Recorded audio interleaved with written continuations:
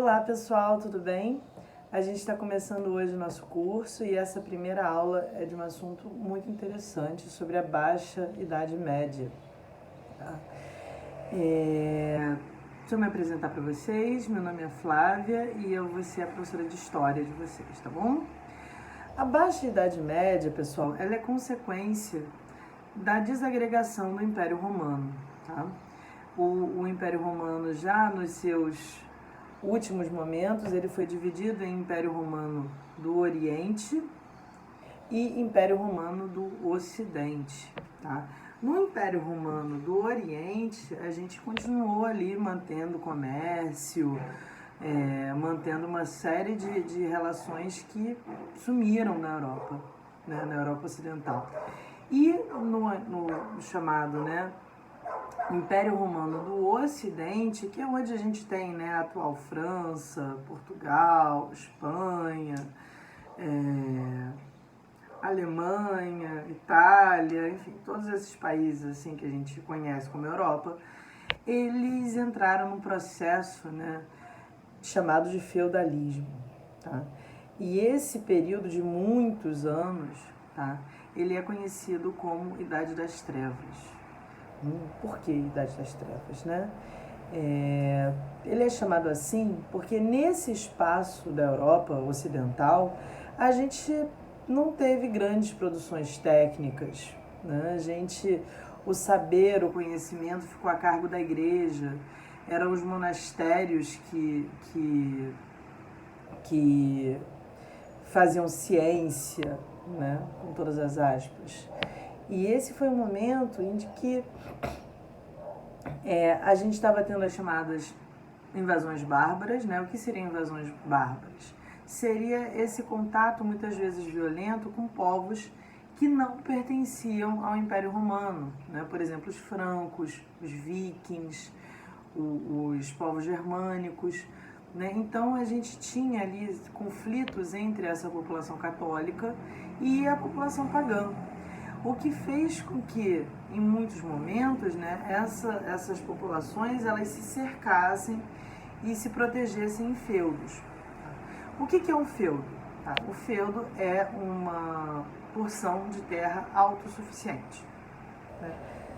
O que eu quero dizer com isso? O que eu quero dizer com autossuficiente? Que tudo que se consome nesses espaços, eles são produzidos nesses espaços. O feudo, ele é composto ali do castelo, que é onde mora, né,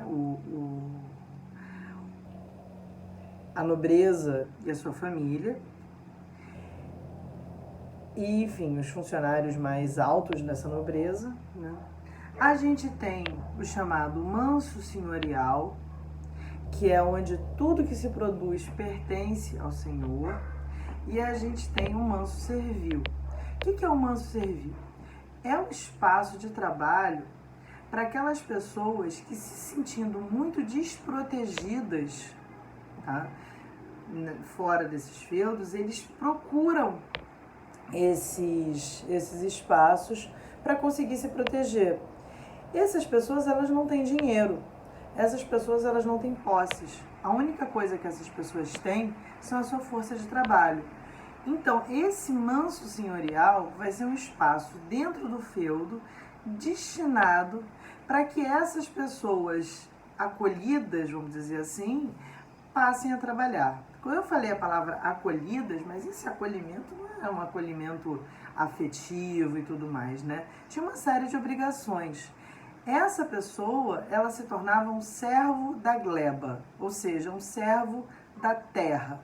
Ela não poderia ir aonde ela quisesse, porque ela está presa à terra, porque ela fez um contrato, né, com o senhor feudal, mas ao mesmo tempo ela não é uma pessoa escrava, ela não é escravizada, tá? Então ela precisa trabalhar naquele feudo para pagar os impostos. E existem vários, né? Talha, banalidades, mão morta, existe uma série de impostos que essa pessoa pobre, sem posses e nem dinheiro, precisa pagar ao senhor feudal, que também, pessoal, pasme, não é um cara que tem dinheiro. Ele é um sujeito que tem terras. ele tem terras e ele tem muita influência. Ele, tá?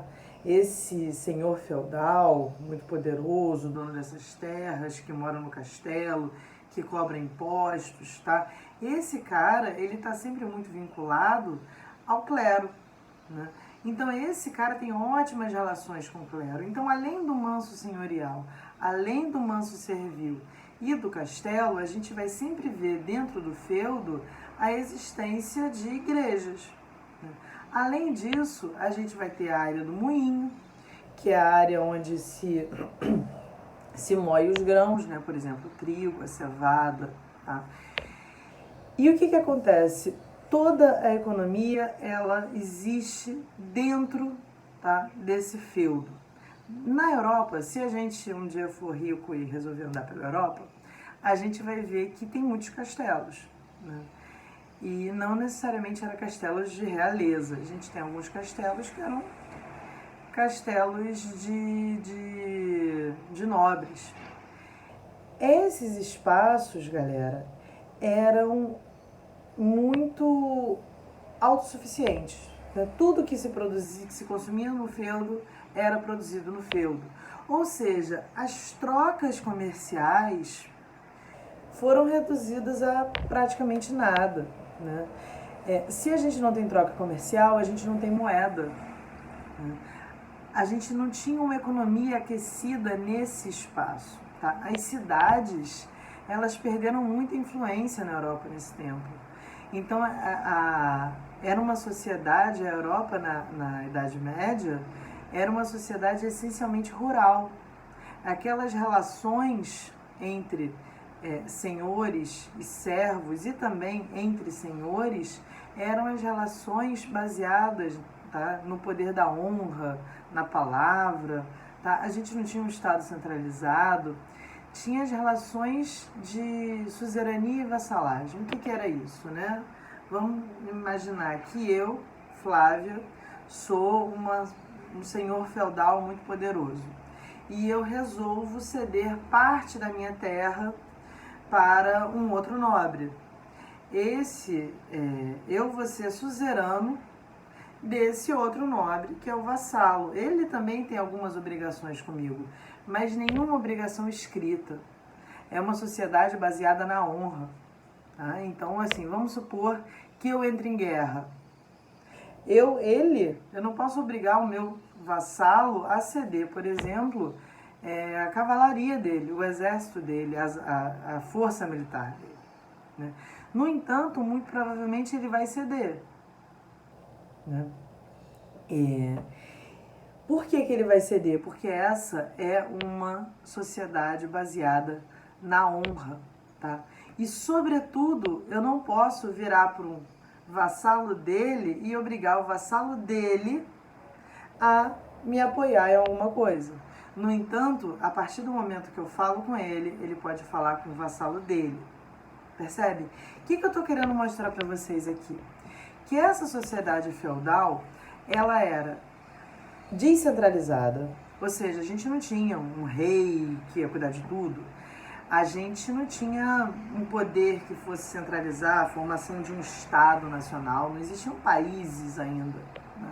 O que a gente tinha eram áreas rurais extremamente grandes, dominadas de forma patriarcal por um senhor feudal.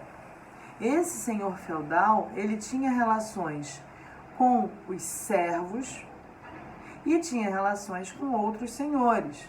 Ou seja, sim, existia, né, pessoas mais ou menos bem relacionadas. No entanto, galera, isso não formava um país. As medidas eram diferentes, as moedas eram diferentes, às vezes as línguas eram diferentes, tá? Não tinha nada que unificasse esse povo todo. A única coisa que servia para criar algo em comum entre eles era a Igreja Católica. E é por isso que a Igreja Católica era tão poderosa, porque ela definia as questões ligadas, né, à metafísica, ao espírito, à crença, mas ela era também aquela que definia, em linhas gerais, tá, galera, as questões políticas temporais, ou seja, do mundo que a gente está vivendo.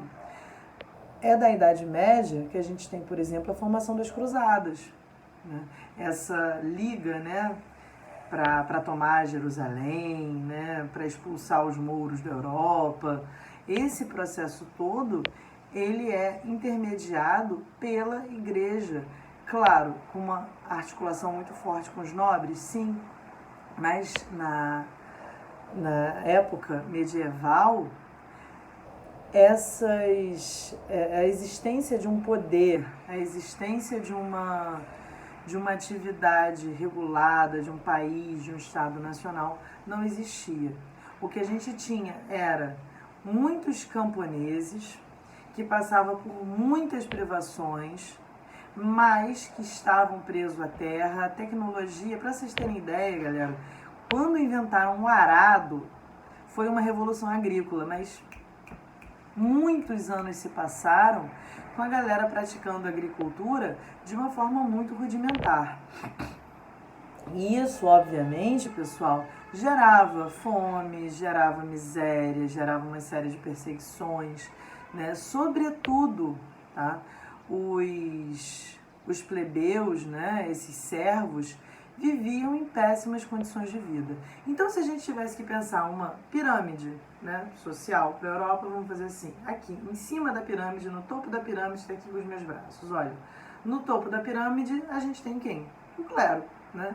Abaixo do clero, a gente tem a nobreza, e abaixo da nobreza, a gente tem ali servos e plebeus. Essa sociedade, galera, é chamada de sociedade de ordens. Por que uma sociedade de ordens? Porque ela não tem mobilidade. Se você nasceu servo, você vai morrer servo. Se você nasceu nobre, você vai morrer nobre. Por quê, galera? Porque não importa o que você faça, o que marca você é o seu nascimento. Se um nobre resolve que vai pegar todas as riquezas da família e torrar, esse cara vai continuar sendo nobre. Esse cara vai continuar recebendo impostos, esse cara vai continuar sendo bem visto, sendo parte de uma nobreza. Tá?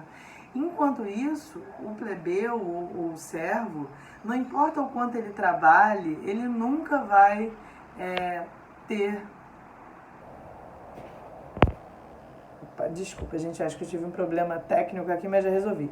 Esse plebeu, ele nunca vai ter os mesmos confortos, os mesmos privilégios que o nobre, né? Essa sociedade, galera, e essa palavra é importantíssima, essa sociedade, ela é baseada no privilégio, tá? No privilégio, na honra, na palavra falada, tá? Os acordos, eles se dão pela fala. A gente não vai ter ali um código penal, a gente não vai ter uma constituição, a gente não vai ter esse tipo de documento. Nessa sociedade, o que vai valer é a oralidade, né? Os acordos entre os sujeitos. E considerando essa sociedade extremamente patriarcal e extremamente católica, né? Então, quem desvia muito desses pressupostos acabam realmente tendo problemas com a igreja, né? Aí é o caso de muitas mulheres que são condenadas por bruxaria, né? E muitos pagões também, né? As pessoas que não abraçam a igreja católica e a fé católica e acaba sendo, enfim, levadas a isso pela guerra, né? A gente vai ter nesse momento uma conjuntura entre uma falência econômica do ponto de vista da moeda, das trocas comerciais, da existência das cidades e uma grande primazia da igreja nas relações sociais. Mas é muito importante a gente marcar, galera, a gente está falando da Europa Ocidental, tá? África é outra coisa. Nesse momento, a África está tendo um auge, um momento áureo, né? Na África, nesse instante, a gente está tendo aí um império de massa de... Ai, esqueci o nome do rei. Musa. Alguma coisa Musa, gente, desculpa. Resolvi fazer uma entrada aqui que não estava planejada, mas... Enfim, né? a gente estava tendo a islamização da África, do norte da África, e assim, uma quantidade enorme de ouro, impérios grandíssimos, tá? Na Europa Oriental, tá? A gente tinha muitas, né? A gente tinha a Rota da Seda, a gente tinha uma série de relações comerciais que chegavam até a Itália, mas da Itália não seguia mais por conta das questões religiosas. Então, galera, esse período chamado de Idade das Trevas é um período realmente que a gente não teve muita tecnologia, que a gente se virou para a produção agrária, uma produção agrária muitas vezes pouco tecnológica, muito rudimentar, mas isso tudo, galera, na Europa Ocidental, beleza? Galera, a gente fica por aqui, depois a gente vai ter o nosso plantão, aproveitar para vocês tirarem dúvidas, fiquem à vontade, venham mesmo que eu estou esperando por vocês. Tchau, tchau!